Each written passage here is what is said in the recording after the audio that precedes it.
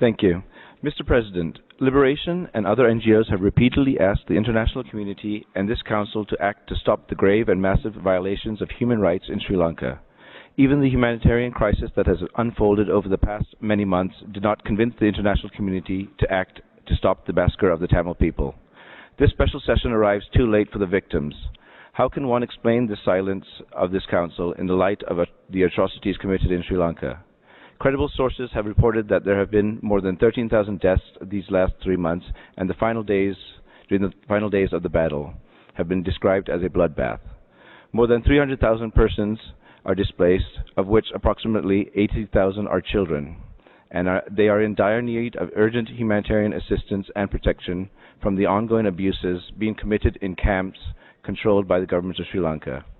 Mr. President, this special session arrives late, but it can still be useful on a single condition, that it set up an international commission of inquiry with a mandate to investigate allegations of violations of international human rights and international humanitarian law, and make recommendations on ways and means to address the continuing impunity that exists in Sri Lanka. The UN Secretary General has stated that any serious allegations of war crimes should be properly investigated.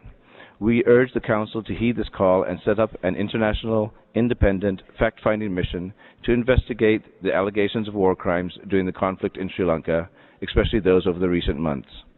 In this regard, Liberation would like to call the attention of the Council to some pressing concerns. Number 1, bombing of hospitals in the so-called safe zone. 2, denial of food and medicine to civilians, including women and children.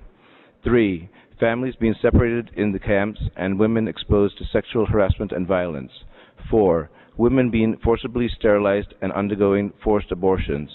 5, 2 LTTE political division officials, Mr. Nadesan and Mr. Pulidevan, were reportedly shot dead as they were walking towards the Sri Lankan army while carrying the white flag.